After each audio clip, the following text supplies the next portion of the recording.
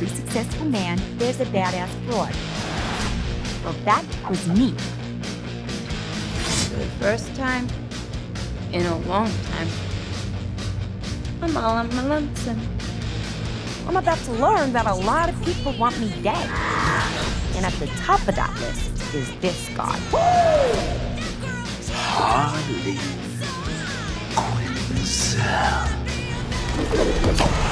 That wasn't the only dame in Gotham looking for emancipation.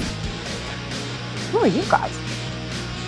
You just betrayed him, you just killed his BFF, and you're dumb enough to be building a case against him. Good luck with that. Unless we all want to die very unpleasant deaths. I'm a good girl. We're gonna have to work together. I'm the one that should be scared. That's Harley fucking Quinn.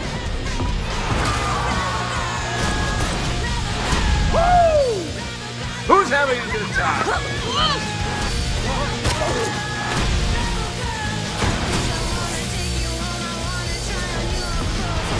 Sorry about your face. Shit, you do have something on your face. You should have seen the other guy. It's not a party without a little drama, am I right? Come on, turn it up! Right in the shit. Talk about burying the lead.